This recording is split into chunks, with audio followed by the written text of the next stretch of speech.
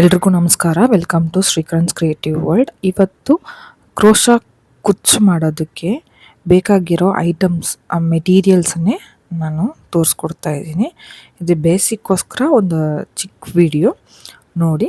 ಇದರಲ್ಲಿ ನಿಮಗೆ ಬ್ರೀಫಾಗಿ ಹೇಳ್ತೀನಿ ನಾನು ಯಾವ ಮೆಟೀರಿಯಲ್ ಯೂಸ್ ಮಾಡ್ತೀನಿ ನನ್ನ ಕ್ರೋಶಾ ಡಿಸೈನಿಗೋಸ್ಕರ ಅಂತ ನಿಮಗೆ ತೋರಿಸ್ಕೊಡ್ತಾ ಇದ್ದೀನಿ. ಇದೇ ನಾನು ಬೇಸಿಕ್ಕಾಗಿ ಯೂಸ್ ಮಾಡೋ ಕ್ರೋಶಾ ನೀಡಲ್ಸು. ನಾನು ಜಾಸ್ತಿ ಯೂಸ್ ಮಾಡೋ ಕ್ರೋಶಾ ನೀಡಲ್ ಬಂದು 0.7 mm ಅಂತ ಬರುತ್ತೆ. ಇದೇ ನಾನು ಜಾಸ್ತಿ ಯೂಸ್ ಮಾಡೋದು. ನನಗಿದು ಕಂಫರ್ಟಬಲ್. ಇದರಲ್ಲಿ 6 ಎಳೆ ದಾರಾನ ನೀಟಾಗಿ ಕಂಫರ್ಟಬಲಾಗಿ ಕ್ರೋಶಾ ಮಾಡ್ಬೋದು, ನೀಟಾಗಿ ಬರುತ್ತೆ. ಅದಕ್ಕೆ ನಾನು ಇದನ್ನೇ ಯೂಸ್ ಮಾಡ್ತೀನಿ. ಅದು ಅಡ್ಜಸ್ಟ್ ನೋಡ್ಕೊಳ್ಳಿ ಹೆಂಗಿದೆ ಅಂತ. ನೆಕ್ಸ್ಟ್ ಬಂದು ಈ 0.6 mm ನೀಡಲ್ ಯೂಸ್ ಮಾಡ್ತೇನೆ. ಇದನ್ನು ಕ್ರೋಶಾಗೇನೆ. ನೆಕ್ಸ್ಟ್ ಬಂದು 0.45 mm. ಇದು ಬಂದು ಬೀಡ್ಸ್ಗೋಸ್ಕರ ಯೂಸ್ ಮಾಡ್ತೀನಿ. ಅದು ಏನಕ್ಕೆ ಅಂತ ತೋರಿಸ್ತೀನಿ. ಎಡ್ಜಸ್ ಎಲ್ಲ ನೋಡ್ಕೊಳ್ಳಿ, ಹಿಂಗೇನೆ ಇರುತ್ತೆ. ನಾನು ಹೇಳ್ತೀನಿ ನಿಮಗೆ ಯಾವುದಕ್ಕೆ ಯಾವ ನೀಡಲ್ ಯೂಸ್ ಮಾಡ್ತೀನಿ ಅಂತ.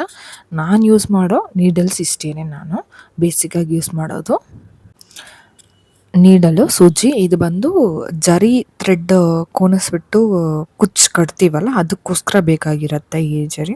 ಮತ್ತು ಇದನ್ನು ನಾನು ಬೇರೆ ಬೇರೆ ಡಿಸೈನ್ ಕುಚ್ಚು ಮಾಡೋದಕ್ಕೋಸ್ಕರ ಯೂಸ್ ಮಾಡ್ತೀನಿ ಈ ಸೂಜಿ. ಇಷ್ಟು ಸೂಜಿಗಳೇ ನಾನು ಯೂಸ್ ಮಾಡೋದು. ಮೇ ಬಿ ಸೈಜಸ್ ವೇರಿ ಆಗುತ್ತೆ. ನಾನು ನಿಮಗೆ ಒಂದೊಂದು ವಿಡಿಯೋದಲ್ಲಿ ಹೇಳ್ತೀನಿ ಏನು ಅಂತ.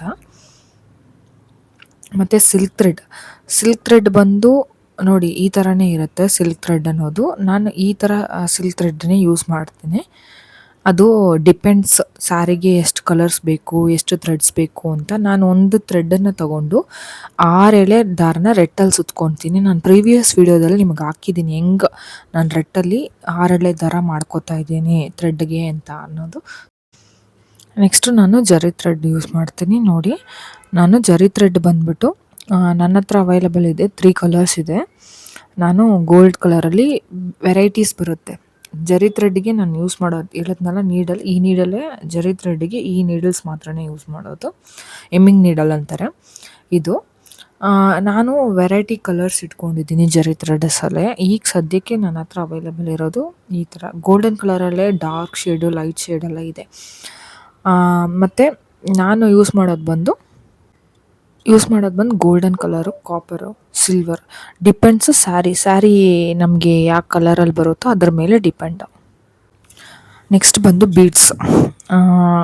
ಒಬ್ಬೊಬ್ರು ಕಸ್ಟಮರೇ ಹೇಳ್ಬಿಡ್ತಾರೆ ಈ ಬೀಡ್ಸೇ ಬೇಕು, ಈ ಡಿಸೈನೇ ಬೇಕು ಅನ್ನೋದು. ಬೀಡ್ಸು ಅಷ್ಟೇ copper colour, silver, gold shade ಮತ್ತು ಆ್ಯಂಟಿಕ್ ಬೀಡ್ಸು ಎಲ್ಲ ಅವೈಲಬಲ್ ಇರುತ್ತೆ. ಒಬ್ಬೊಬ್ರು ಬೀಡ್ಸ್ ಬೇಡ ಅಂತಾರೆ, ಒಬ್ಬೊಬ್ರು ಬೀಡ್ಸ್ ಬೇಕು ಅಂತಾರೆ. ಕಸ್ಟಮರ್ ಮೇಲೆ ಡಿಪೆಂಡು. ನಾನು ಯಾವಾಗ ಬೇಕೋ ಆವಾಗ ಮಾತ್ರ ಹೋಗಿ ಬೀಡ್ಸ್ ತರ್ತೀನಿ. ನನ್ನ ಹತ್ರ ಸ್ಟಾಕ್ಸ್ ಇರೋಲ್ಲ. ಯಾರು ಏನು ಬೇಕು ಅಂತ ಕೇಳ್ತಾರೋ ಅವಾಗ ಹೋಗಿ ತರ್ಕೊಬರ್ತೀನಿ. ಈ ಥರ ವೆರೈಟಿ ಬೀಡ್ಸು ಇದೆ ನನ್ನ ಹತ್ರ. ಬೀಡ್ಸು ಮತ್ತು ಸ್ಟೋನ್ ಚೈನ್ಸ್. ಒಬ್ಬೊಬ್ಬರು ಆರ್ಚ್ ವರ್ಕಿಗೆ ಸ್ಟೋನ್ ಚೈನ್ ಬೇಕು ಅಂತಾರೆ. ಇದು ಸ್ಟೋನ್ ಚೈನು, ಇಲ್ಲಾಂದರೆ ಬಾಲ್ ಚೈನ್ ಬೇಕು ಅಂತಾರೆ. ಅದು ತಕ್ಕನಂತೆ ನಾನು ಡಿಸೈನ್ಸ್ ಮಾಡಿಕೊಡ್ತೀನಿ. ಅವ್ರು ಏನು ಡಿಸೈನ್ ಕೇಳ್ತಾರೋ ಅದನ್ನೇ ಡಿಸೈನ್ಸು ನಾವು ಹಂಗೆ ಸ್ಯಾರಿಗೆ ಮಾಡಿಕೊಡೋದು. ಇದೆಲ್ಲ ಬಂದು ಸ್ಟೋರಲ್ಲಿ ಅವೈಲಬಲ್ ಇರುತ್ತೆ. ನೆಕ್ಸ್ಟ್ ಬಂದು ಬೀಡ್ಸ್ ಆದಮೇಲೆ ಇದು ಫ್ಯಾಬ್ರಿಕ್ ಗ್ಲೂ. ಸ್ಯಾರಿಗೆ ನಾನು ಕುಚ್ಚು ಕಟ್ಟಬೇಕಾದ್ರೆ ತೋರಿಸ್ಕೊಟ್ಟಿದ್ದೀನಲ್ಲ, ಗ್ಲೂ ಅಪ್ಲೈ ಮಾಡಬೇಕು ಅಂತ. ಗ್ಲೂ ಇದು ಫ್ಯಾಬ್ರಿಕ್ಕಿಗೆ ಅಂತಲೇ ಗ್ಲೂ. ಈ ಗ್ಲೂವನ್ನೇ ನಾನು ಯೂಸ್ ಮಾಡೋದು. ನೆಕ್ಸ್ಟ್ ಬಂದು ನಮ್ಮ ಕೆಲ್ಸಕ್ಕೆ ಬೇಕಾಗಿದ್ದು ಟ್ರಿಮ್ಮರ್, ಇಲ್ಲಾಂದರೆ ಸಿಸರ್. ನಿಮ್ಗೆ ಯಾವುದು ಕಂಫರ್ಟಬಲ್ ಇದೆಯೋ, ನನಗೆ ಕಂಫರ್ಟಬಲ್ ಇರೋದು ಟ್ರಿಮ್ಮರ್. ಅದಕ್ಕೋಸ್ಕರ ನಾನು ಇದೇ ಯೂಸ್ ಮಾಡ್ತಾಯಿದ್ದೀನಿ. ಇಷ್ಟೇ ಮೆಟೀರಿಯಲ್ ನಾನು ಯೂಸ್ ಮಾಡ್ತಾ ಇರೋದು. ನಿಮಗೆ ಈ ವಿಡಿಯೋ ಇಷ್ಟ ಆಯಿತು ಅಂದರೆ ಲೈಕ್ ಮಾಡಿ, ಶೇರ್ ಮಾಡಿ, ಸಬ್ಸ್ಕ್ರೈಬ್ ಮಾಡಿ. ಇನ್ನೊಂದು ವಿಡಿಯೋದಲ್ಲಿ ನೋಡೋಣ. Thank you.